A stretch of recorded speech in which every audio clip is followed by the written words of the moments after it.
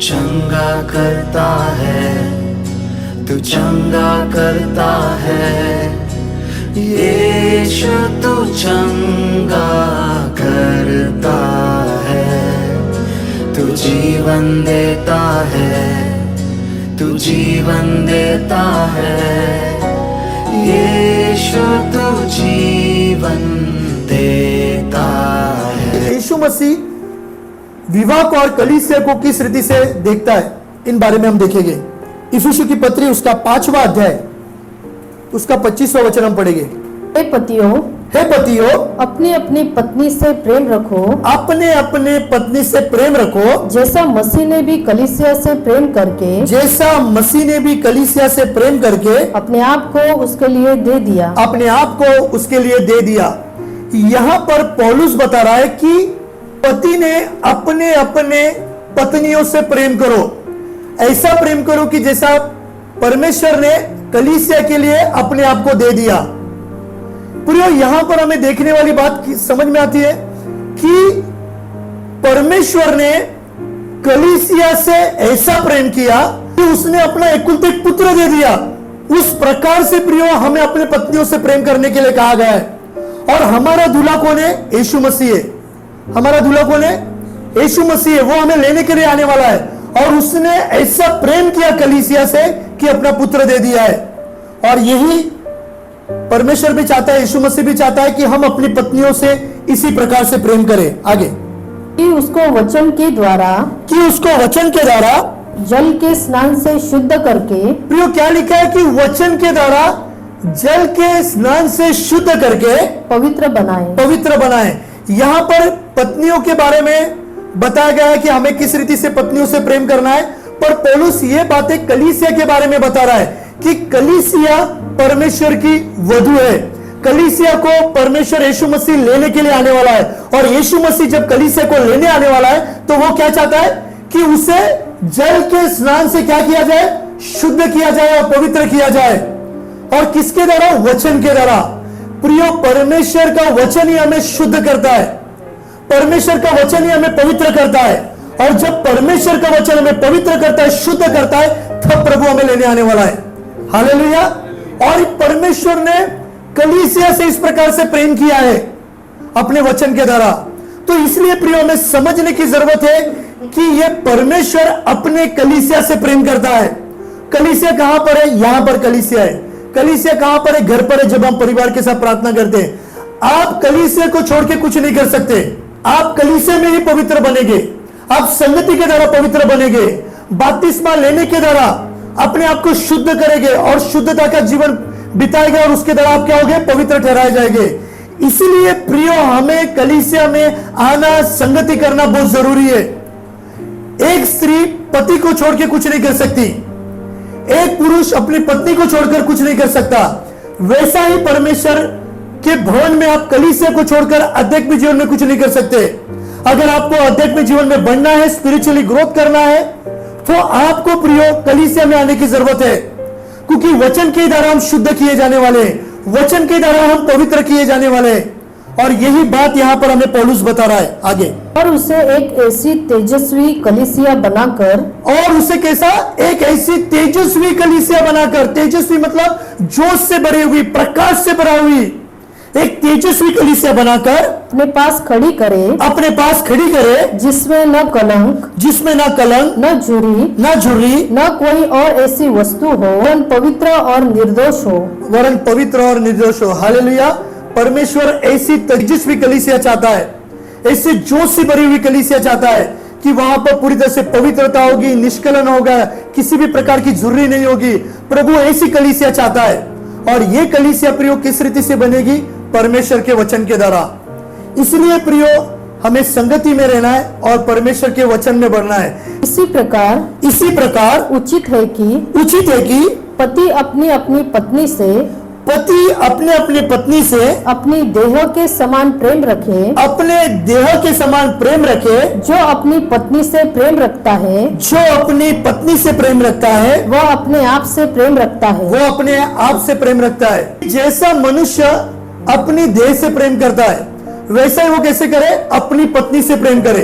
यहां पर ऐसा कोई मनुष्य है क्या वो अपनी देह से प्रेम नहीं करता? कोई तो भी है क्या? वैसे ही परमेश्वर क्या कहता है कि तुम अपनी पत्नी के बारे में भी वैसा ही प्रेम करो। मैं जब पत्नी से प्रेम करूंगा तो मैं किससे प्रेम कर रहा हूं? अपने आप से कर रहा हूं। प्रियो, हमें समझना चाहिए कि प्रेम क्या है। हमारा प्रेम केवल शारीरिक संबंध तक सीमित नहीं है। हमारा प्रेम हर एक बात के उतार चढ़ाव में, कमी घटी में, बीमारियों में, कष्टों में, चैलेंजेस में हमें हमारे पत्नी के साथ रहना है, पत्नी ने पति के साथ रहना है। थोड़ा सा कुछ प्रॉब्लम हो गया तो तू अलग मैं अलग, ऐसा नहीं प्रियो। जो कोई अपनी पत्नी से प्रेम करता है वो अपने आप से प्रेम करता है। और ये प्रियो स्त्रियों के लिए भी लागू है, केवल पति के लिए नहीं। तो प्रियो, हमें उस समान प्रेम करना है, उस समान एक दूसरे की जरूरत को समझ के लेना है। आगे, क्योंकि किसी ने कभी भी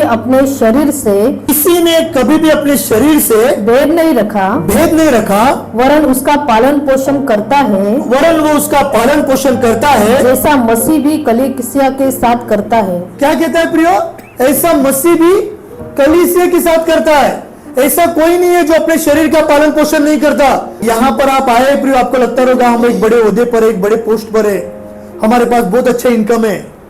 मैं बताना चाहता हूं कि परमेश्वर आपका पालन पोषण कर रहा है। हालेलुया। ये आपके टैलेंट के द्वारा, आपकी सुंदरता के द्वारा आपको प्राप्त नहीं हुआ है। ये परमेश्वर की योजना है। ये परमेश्वर ने हमारा पालन पोषण किया है और वो आज भी मंडली का पालन पोषण कर रहा है। क्योंकि प्रियो, परमेश्वर मंडली से प्रेम करता है, अपनी कलीसिया से प्रेम करता है और कलीसिया की पूरी जिम्मेदारी खुद परमेश्वर लेता है और वो आज भी हमारा पालन पोषण कर रहा है। हालेलुया। हमारे पास अनेक लोगों के पास गवाही है। जब हम प्रभु में नहीं थे हमारी स्थिति क्या थी, हमारी हालात क्या थी, पर जब हम प्रभु में आए प्रभु ने हमारा पालन पोषण किया। हमारे जीवन में पुरानी बातें बीत गई, हमने पूरी तरह से परमेश्वर ने नया किया, दैहिक बातों में भी नया किया और आत्मिक बातों में भी नया किया। वो हमारा परमेश्वर है, वो हमारा पालन पोषण करता है। आगे थोड़ा सा, इसीलिए कि हम उसकी देह के अंग हैं। किस लिए प्रियो? हम उसकी देह की अंग है प्रियो। हम खुद यीशु मसीह के शरीर के अंग है प्रियो। और वो अपने शरीर की सुधि नहीं लेगा, वो अपने शरीर की जिम्मेदारी नहीं लेगा, वो अपने शरीर का पालन पोषण नहीं करेगा। जैसा हम प्रियो अपने शरीर का पालन पोषण करते हैं वैसा ही परमेश्वर भी, यीशु मसीह भी मंडली का, कलीसिया का पालन पोषण करता है, क्योंकि हम उसके शरीर के भाग हैं। हालेलुया। थोड़ा सा आगे। इस कारण मनुष्य अपने माता पिता को छोड़कर, अपने माता पिता को छोड़कर अपनी पत्नी से मिला रहेगा और वे दोनों एक तन होंगे। पौलुस भी फिर एक बार उत्पत्ति की बातों को दोहरा रहा है। मैंने अनेक बार सुना है कि अभी तेरा शादी हो गया ना, तू अभी पत्नी का बैल बन गया है, अभी पत्नी का बहुत सुनता है। हाँ, तू पहला हमसे बहुत प्यार करता था, अभी तू हमको देखता नहीं है। प्रियो, उन्होंने मसीह को नहीं जाना, मसीह के वचन को नहीं जाना। हमें इनसिक्योरिटी फील नहीं करना है, ये परमेश्वर की आज्ञा है। एक मां अपने बेटे से आत्मिक प्रेम करती है, पर एक पत्नी अपने पति से आत्मिक प्रेम भी और शारीरिक भी प्रेम करती है। ये परमेश्वर की योजना है। प्रियो, हम किसी भी प्रकार का स्टेटमेंट अपने बेटों को या अपनी बेटियों को पास ना करें। हाँ, पहले तो तू हमारी बहुत सारी याद करती थी, पहले तो हमारे लिए बहुत तू ये करती थी, अभी कुछ नहीं करती है, फोन नहीं करती है। मैंने ऐसा देखा है प्रियो, अनेक लोग आते हैं, पास्टर जी अभी हमारी बेटी हमको देखती नहीं। अरे क्यों देखेगी? आपको कुछ प्रॉब्लम हुआ है क्या? घर में खाने को नहीं है क्या? क्या प्रॉब्लम है? नहीं, अभी फोन भी नहीं करती, पहले तो फोन करती थी। पहले उसका दिन में फोन आता था, अभी फोन ही नहीं। अरे अभी वो उसके परिवार में व्यस्त है, समय मिलेगा तो आएगा। आपको कुछ ऐसा कुछ हो जाएगा तो आती नहीं, ऐसा तो आती, पर पहले जैसा नहीं करती है। पहले जैसा क्या करना चाहिए? प्रियो, हमें समझने की जरूरत है कि माता पिता ने वैवाहिक जीवन में इंटरफेयर नहीं करना चाहिए। जो मां विधवा है या जो पिताजी की पत्नी नहीं है, ये बच्चों की पूरी जिम्मेदारी है कि उनका पालन पोषण वो करेंगे, पर उनका इंटरफेयर नहीं रहेगा। यह भेद तो बड़ा है, यह भेद तो बड़ा है, पर मैं यहाँ मसीह और कलीसिया के विषय में कहता हूँ। क्या कहता है पौलुस? ये भेद तो बड़ा है, पर ये बात मैं कलीसिया के बारे में और यीशु मसीह के बारे में कहता हूं। प्रियो, ये कौन बता रहा है जिसने विवाह नहीं किया है? पौलुस ने विवाह नहीं किया था, पर प्रियो वो क्या कहता है? ये जो बातें मैंने विवाह के बारे में बताया, ये मैं पति पत्नी के बारे में नहीं बता रहा, मैं यीशु मसीह के बारे में बता रहा हूं। पर प्रियो, ये बात वो हमें ये भी बताता है कि एक विवाहिक मनुष्य किस प्रकार से मसीह जीवन में रहना चाहिए, किस प्रकार से अपनी पत्नी का आदर करना चाहिए, सम्मान करना चाहिए। और यही बात यीशु मसीह ने कलीसिया के साथ की है, क्योंकि हमारा परमेश्वर हमें लेने आने वाला है। हालेलुया। उसे निर्दोष लोग चाहिए, निष्कलंक चाहिए, उनके जीवन में किसी भी प्रकार की झुर्री नहीं चाहिए, वो पाप से दूर रहने वाले चाहिए परमेश्वर को, क्योंकि वो लेने आने वाला है। उसे पूरी तरह से अपनी बेटी, अपने बेटे कुंवारी चाहिए, निष्कलंक चाहिए, जो प्रभु के अनुग्रह में बढ़ने वाले होने चाहिए, उन्हें वो लेने आने वाला है। पर तुम में से हर एक हाँ अपनी पत्नी से अपने समान प्रेम रखे, हाँ, और पत्नी भी अपने पति का भय माने। क्या माने? भय माने। मैं जब ये वचन पढ़ रहा था तो पत्नी मेरी बोलती है, देख भय मानने बोला है, प्रेम करने नहीं बोला है। क्या बोलता है? भय मानने बोला है, प्रेम नहीं करने बोला है। प्रियो, ये अत्यंत आदर की बात है कि एक दूसरे का आदर में रहे, आदर में बढ़े, आदर में चले, भय में रहे। ये परमेश्वर की योजना है। पत्नी स्मार्ट हो सकती है, एजुकेटेड हो सकती है, वो सलाह मशवरा कर सकती है, पर अपने पति की अधीनता में। हालेलुया। ये परमेश्वर की योजना है प्रियो, क्योंकि प्रियो, पुरुष पहला बनाया गया और स्त्री बाद में बनाई गई, पर प्रभु ने उनके बीच में किसी भी प्रकार का भेद नहीं रखा है प्रियो। एक डिसिप्लिन दिया है, इन डिसिप्लिन के अनुसार चलना है।